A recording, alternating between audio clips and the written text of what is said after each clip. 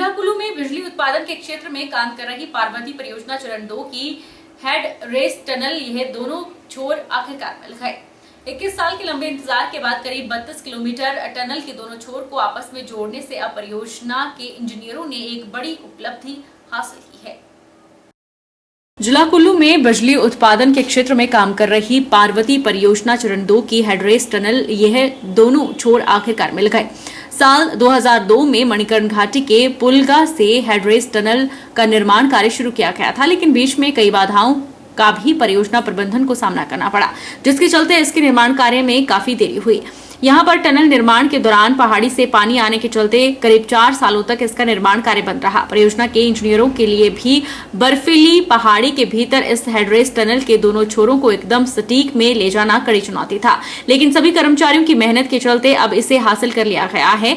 बरशैनी की बर्फीली पहाड़ियों को खोदकर इस टनल के दोनों छोर को मिलाने का कार्य अब पूरा कर लिया गया है और सितंबर 2024 में इसे पूरी तरह से चलाए जाने की प्रक्रिया को भी पूरा किया जा रहा है।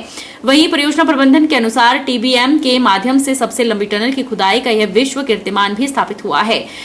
टनल के दोनों छोर मिलने के बाद बरशैनी में 83.7 मीटर ऊंचे कंक्रीट ग्रेविटी बांध को तैयार किया जा रहा है। 130 मीटर ऊंची और 17 मीटर चौड़ी और फिस प्रकार की सर्ज सॉफ्ट का काम भी अंतिम पड़ाव पर है। इसके अलावा 3.5 मीटर चौड़ी लंबी प्रेशर सॉफ्ट भी बनाई गई है और 60 मीटर लंबे और 5.5 मीटर चौड़ी 4 टेल रेस टनल को भी अंतिम स्वरूप दिया जा रहा है। इस परियोजना का शिलान्यास साल 1999 में सेंच में स्वर्गीय पूर्व प्रधानमंत्री अटल बिहारी वाजपेयी द्वारा किया गया था। एनएचपीसी के कार्यपालक निदेशक निर्मल सिंह ने बताया कि हेडरेस टनल की खुदाई का काम पूरा कर लिया गया है और सितंबर माह तक इसका बाकी बचा हुआ कार्य भी शुरू किया जाएगा। 800 मेगावाट बिजली का उत्पादन यहां पर किया जाएगा और 13% बिजली हिमाचल प्रदेश को दी जाएगी।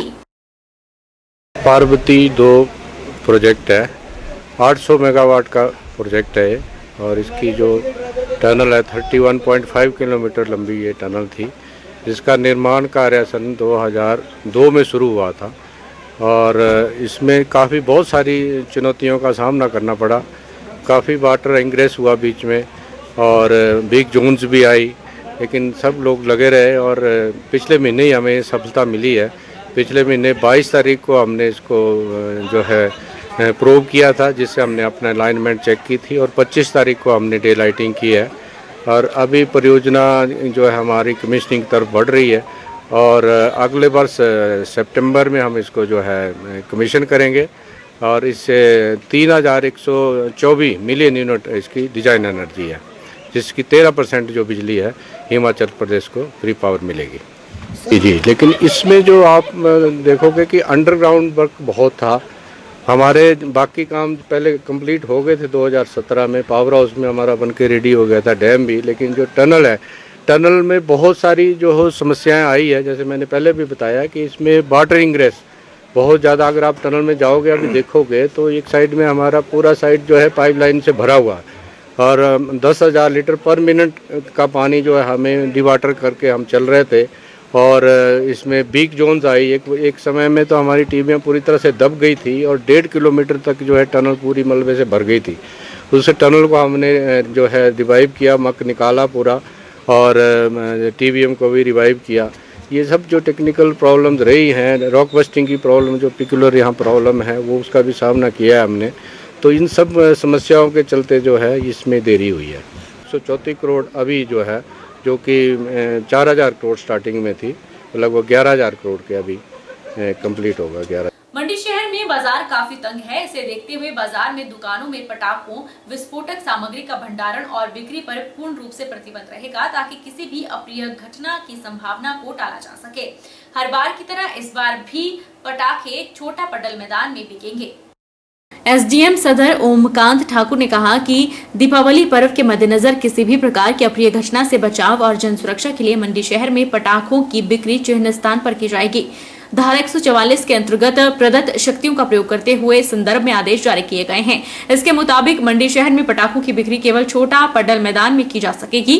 चयनित स्थल के अतिरिक्त किसी अन्य स्थान पर पटाखों का भंडारण और बिक्री पूर्ण रूप से प्रतिबंधित रहेगी और इसका अनुपालन न करने वालों के विरुद्ध कानूनी कार्यवाही भी अमल में लाई जाएगी।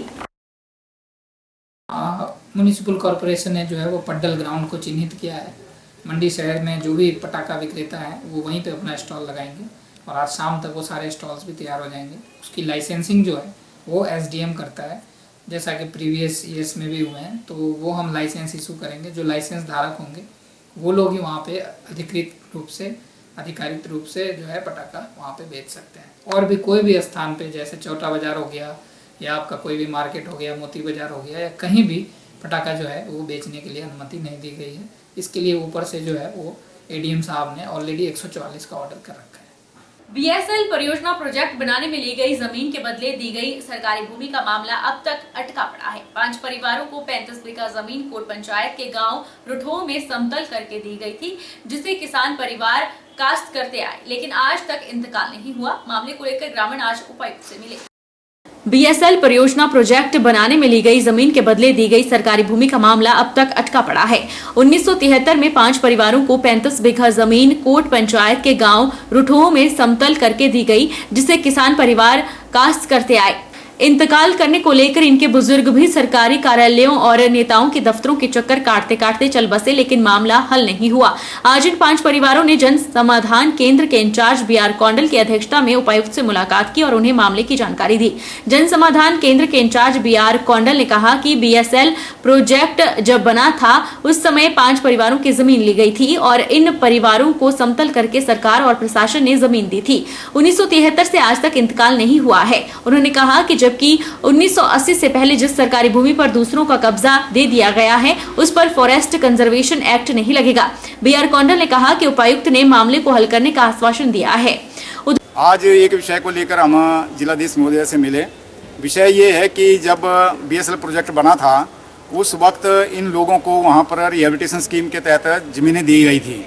5 परिवार थे, लगभग 35 बीघा लैंड इनको बना के उन्होंने दी और इनकी लैंड क्योंकि उन्होंने एक्वायर कर ली थी। उसके बाद पोजीशन देने के बाद नायब तहसीलदार ने उसमें रिकमेंडेशन दिया कि ये नजराना भी जमा हो गया है, पोजीशन भी दे दिया गया है इस जगह का इनको, अब इनके नाम पर इंतकाल कर दिया जाए। ये 1973 की बात है ये। तो 1973 से लेकर आज तक ना तो उसके ऊपर सैंक्शन ऑर्डर हुआ, जो रिकमेंडेशन नायब तहसीलदार रिहेबिलिटेशन ने की थी, और ना उसका म्यूटेशन हुआ। ये सैकड़ों बार जो है ऊपर से नीचे तक लोगों को मिलते रहे हैं, कभी नेताओं को मिलते हैं, कभी अधिकारियों को मिलते हैं, हर कोई इनको टरकाता रहता है। इसके बारे में मैंने एक सुप्रीम कोर्ट की जजमेंट भी डीसी साहब को दिखाई। उसमें ये क्लियर लिखा हुआ है कि 1980 से पहले का जिस सरकारी भूमि पर कब्जा दूसरों का हो गया है या आपने कब्जा दे दिया है उनको, उस पर फॉरेस्ट कंजर्वेशन एक्ट नहीं लगेगा। आज डीसी साहब उस जजमेंट को देखकर कन्विंस हो गए हैं और उन्होंने इस मैटर को डिसाइड करने के लिए मुझे प्रॉमिस किया हुआ है। मैं इनको जजमेंट की कॉपी हैंड ओवर कर रहा हूँ और ये मैटर 1973 से पेंडिंग आज तक है। अगर ये मैटर सॉल्व हो गया तो मैं समझता हूँ गवर्नमेंट की भी क्रेडिबिलिटी बढ़ेगी और प्रशासन की भी क्रेडिबिलिटी बढ़ेगी। इसमें इनकी डिमांड यही है कि जो हमें पोजीशन भी दिया है आपने, हमारे नजराना भी भरा हुआ है, उस जगह का सैंक्शन करके हमें उसका म्यूटेशन करो, इंतकाल करो उसका, जबकि ये काश्त कर रहे हैं उसको 1973 से लेकर आज तक। उधर कोट पंचायत के गांव रुठो के निवासियों का कहना है कि लोक अदालत में मामले के सुलझने की उम्मीद जगी थी, लेकिन वहां भी कोई हल नहीं निकला। अब उन्हें उम्मीद है कि यह मामला जल्द सुलझ जाएगा। हमें ये जो ज़मीन का मैटर है ये हमारा 73 से रुका हुआ था ये, और 73 के बाद जो है इंतकाल नहीं हो रहा था। तो हम प्रशासन के पास, अधिकारियों के पास, सरकार के पास भी लंबे समय से दौड़ रहे थे। तो बुजुर्ग तो दौड़े, पर हमें भी वही मौका मिला दौड़ने का, पर रिजल्ट नहीं निकला कुछ भी।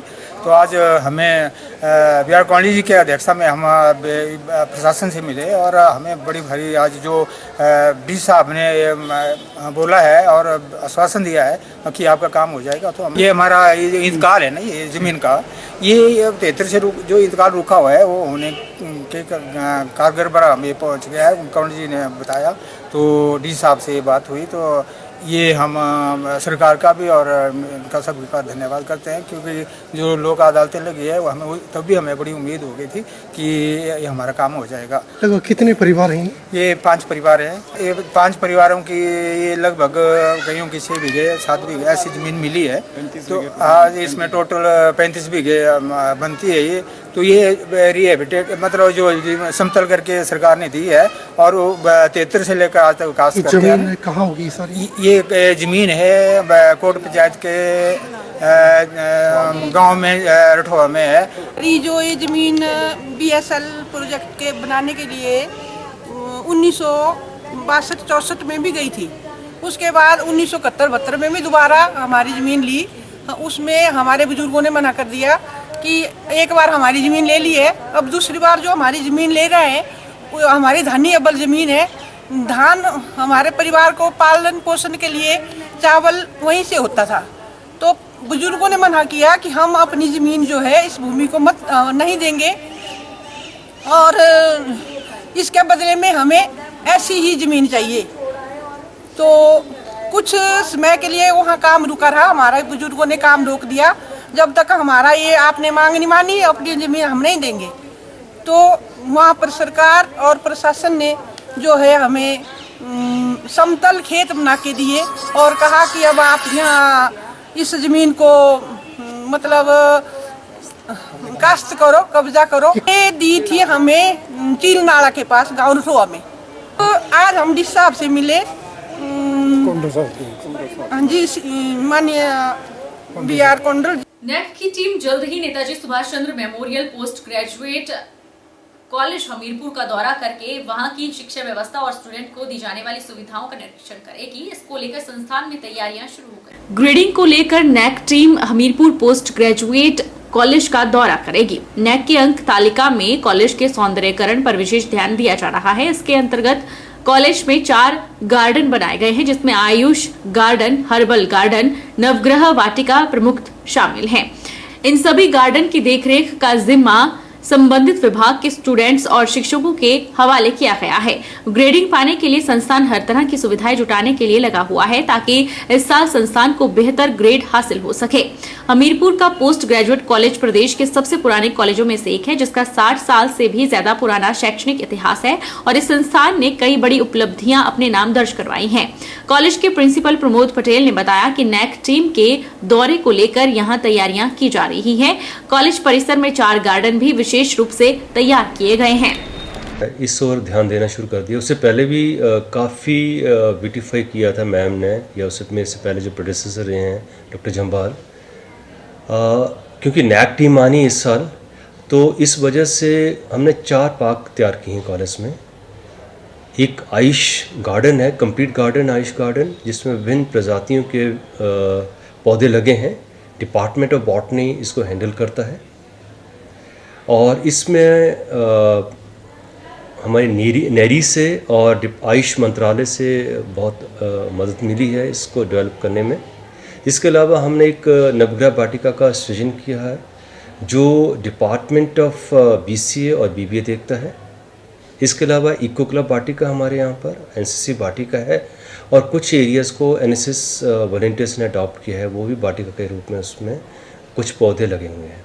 लोग शुद्ध देसी घी और गुणवत्तापूर्ण मिठाइयों का आनंद त्योहारों में ले सके, इसके लिए इस बार भी मिल्क फेडरेशन का स्टॉल मंडी के सेरीमंच के पास सज गया है, जिसका शुभारंभ उपायुक्त मंडी अरिंदम चौधरी ने किया। इस स्टॉल में अलग अलग किस्मों की मिठाइयां तो उपलब्ध हैं ही, साथ ही मिल्क फेड ने डायबिटीज से ग्रसित लोगों के लिए शुगर फ्री मिठाइयां भी लॉन्च की हैं। इस दीपावली पर भी लोग शुद्ध देसी घी की मिठाइयों का आनंद ले सकते हैं। मंडी शहर के सेरीमंच के पास मिल्क फेडरेशन के मिल्क प्लांट चक्कर द्वारा शुद्ध देसी घी से बनी मिठाइयों का स्टॉल लगाया गया है। मिल्क फेड के मिल्क बार का शुभारंभ आज उपायुक्त मंडी अरिंदम चौधरी ने रिबन काट कर किया। अलग अलग किस्मों की मिठाइयों के अलावा इस बार शुगर फ्री मिठाइयां भी लॉन्च की गई है। वहीं स्टॉल का शुभारंभ करते हुए उपायुक्त ने मिल्क फेडरेशन की टीम को बधाई दी। उन्होंने कहा कि हिमाचल प्रदेश में मिल्क फेड लोगों को देसी घी की मिठाइयां उपलब्ध करवा रहा है और लोगों में भी मिल्क फेड के प्रति विश्वास है। बहुत बधाई। और यहाँ सरकारी अपनी मिल्क फेड की जो है दुकान लगी है कोऑपरेटिव की, और यहाँ पर जो है इन्होंने बढ़िया बढ़िया मिठाइयाँ रखी हैं, उसका अभी इनॉग्रेशन हुआ है, तो सब लोग लुत्फ उठाएं बढ़िया मिठाई। धन्यवाद। स्टॉल का शुभारंभ होते ही ग्राहकों का आगमन भी शुरू हो गया। मिल्क प्लांट चक्कर के इकाई प्रभारी शुभम ने बताया कि मिल्क फेड द्वारा हर साल दिवाली के त्योहार के उपलक्ष्य पर मंडी के सेरीमंच के पास शुद्ध देसी घी से बनी मिठाइयों का स्टॉल लगाया जाता है। इस दौरान वे लोगों को अच्छी और गुणवत्तापूर्ण शुद्ध घी से बनी विभिन्न तरह की मिठाइयों को बेचते हैं। इस बार डायबिटीज से ग्रसित लोगों का ध्यान रखते हुए शुगर फ्री मिठाइयां भी लॉन्च की गई हैं, जिसमें पहाड़ी बर्फी, मिल्क केक और कोकोनट बर्फी 3 तरह की स्वीट्स लोग खरीद सकते हैं। उन्होंने बताया कि इस बार मिल्क प्लांट चक्कर की इकाई ने 800 क्विंटल का टारगेट रखा है, क्योंकि पिछली बार मांग ज्यादा होती थी और मिठाइयां कम पड़ जाती थी। बता दें कि इस बार काजू बर्फी, डोडा बर्फी, पहाड़ी बर्फी, पंजीरी, पिन्नी, गुलाब जामुन, रसगुल्ला, रोस्टेड चना बर्फी जैसी विभिन्न किस्मों की मिठाइयां हैं, जिन्हें ग्राहक उचित दामों पर खरीद सकते हैं। मिठाइयों के दामों में इस बार बढ़ोतरी नहीं की गई है। त्योहारी सीजन को देखते हुए मिल्क फेड के स्टॉल कुल्लू, शिमला, कांगड़ा, नाहन जैसे हर जिला में लगे हैं, जहां से लोग गुणवत्तापूर्ण शुद्ध घी की बनी मिठाइयां खरीद सकते हैं। इस बार हमने शुगर फ्री मिठाई भी लॉन्च की है, जो जिसमें 3 वैरायटी है हमारी, पहाड़ी बर्फी, मिल्क केक और कोकोनट बर्फी है जो शुगर फ्री रहेगी। तो जैसे ये हमने ये ध्यान में रखते हुए कि कुछ लोग हैं जो डायबिटीज़ होते हैं, तो वो इसका आनंद ले सकते हैं, वो इसको खा सकते हैं, उसमें मतलब कोई भी इसका साइड इफेक्ट नहीं होगा कुछ भी। और इस बार भी हमने वही रेट रखे हैं जो पिछले 2 साल से, इस बार भी कोई बढ़ोतरी नहीं हुई है इसमें। और बात करें कि लोगों का हर साल मतलब रुझान बढ़ रहा है हमारी मिठाइयों की तरफ, क्योंकि हम गुणवत्ता को हम प्रायोरिटी पे रखते हैं और इसमें कोई भी कॉम्प्रोमाइज़ नहीं करते, और हमारी टीम रहती है, वो सारा उनकी देख रेख में सारी चीज़ें जो बनाई जाती हैं, और किसी भी तरह का हम ऐसे मटीरियल यूज़ नहीं करते जैसे कि बाज़ारों में आपको मिलता होगा कि कोई या किसी में चीनी ज़्यादा होगी या कुछ होगा। तो हमने बिल्कुल बैलेंस्ड एक रेसिपी तैयार की होती है हर मिठाइयों के लिए। और NCPCR दिल्ली द्वारा डाइट नाहन में एक दिवसीय कार्यशाला का आयोजन किया गया। कार्यशाला में जिला के सभी शिक्षा खंडों के खंड शिक्षा अधिकारी, मुख्याध्यापक और प्रधानाचार्य मौजूद रहे। इस दौरान विशेषकर कॉर्पोरल पनिशमेंट पर जानकारी दी गई। डाइट नाहन के कार्यवाहक प्रधानाचार्य हिमांशु भारद्वाज ने बताया कि NCPCR दिल्ली द्वारा एक दिवसीय कार्यशाला का आयोजन किया गया, जिसकी अध्यक्षता उच्च शिक्षा उपनिदेशक कर्मचारी धीमान ने की। इस कार्यशाला में जिला सिरमौर के सभी शिक्षा खंडों से खंड शिक्षा अधिकारी, सभी स्कूलों के मुख्याध्यापक और प्रधानाचार्य शामिल हुए। बच्चों के अधिकारों के लिए NCPCR समय समय पर इस तरह के कार्यशाला का आयोजन करता रहता है, ताकि बच्चों के अधिकारों का हनन न हो। जैसा कि सभी को मालूम है, RTE right to free and compulsory education जो एक्ट है, उसमें बच्चों की अधिकारों के बारे में बात की गई है। साथ साथ में उनमें एक कॉर्पोरल पनिशमेंट के बारे में भी कहा गया है कि बच्चों को किसी भी प्रकार की कोई कॉर्पोरल पनिशमेंट ना दे जाए। तो RTE के एक मैंडेट के अनुसार ही जो NCPCR है उसको जिम्मेवारी सौंपी गई है कि वो बच्चों के जो संरक्षण है, अधिकार हैं, उनके संरक्षण के लिए कार्य करें। उसमें से कॉर्पोरेट पनिशमेंट को लेकर NCPCR समय समय पर अवेयरनेस प्रोग्राम चलाता रहता है। आज का जो आयोजन है वो भी NCPCR न्यू दिल्ली के ही सौजन्य से किया जा रहा है। इसमें कॉर्पोरेट पनिशमेंट को लेकर जो हमारे स्कूल प्रमुख हैं, टीचर्स हैं, उनके लिए अवेयरनेस का कार्यक्रम आयोजित किया जा रहा है। एक दिवसीय कार्यशाला में NCPCR दिल्ली से आई रिसोर्स पर्सन कृष्णा लूथरा ने कॉर्पोरल पनिशमेंट के बारे में विस्तार से जानकारी दी। उन्होंने बताया कि पनिशमेंट का अलग अलग बच्चों पर अलग अलग असर पड़ता है, इसलिए राइट टू एजुकेशन के तहत पनिशमेंट प्रतिबंधित है। वहीं SCERT से प्रियंका और जिला स्तर के resource person doctor Balvir Sharma ने बच्चों के अधिकारों के बारे में जानकारी दी। साइकोलॉजिकल पॉइंट ऑफ व्यू से बात करेंगे, साइकोलॉजी के ऊपर उनका मुख्य वक्तव्य रहेगा। उसी के साथ SCERT से भी एक स्पीकर रहेंगे हमारी प्रियंका जी। जिला स्तर पर भी एक हमारे रिसोर्स पर्सन रहेंगे डॉक्टर बलवीर शर्मा जी, जो इस कॉर्पोरल पनिशमेंट पर एक सेशन लेंगे कि कैसे इस प्रकार की पॉजिटिव एक एटीट्यूड डेवलप किया जाए इस पूरे एनवायरनमेंट में कॉर्पोरल पनिशमेंट को लेकर, उसके ऊपर चर्चा करेंगे। ठीक है। हमारे डिप्टी डायरेक्टर हायर एजुकेशन आज इस कार्यक्रम की मुख्य मार्गदर्शन के रूप में कार्य कर रहे हैं। उन्हीं के ही मार्गदर्शन में ये पूरा कार्यक्रम आयोजित किया जा रहा है। और सर्व सामान्य से भी हमारा अनुरोध यही रहता है अध्यापक वर्गों से कि जो कॉर्पोरेट पनिशमेंट को लेकर थोड़ा सेंसिटिव बने। वक्त चला है छोटे से ब्रेक का। ब्रेक के बाद फौरन लौटेंगे, आप बने रहिए हमारे साथ।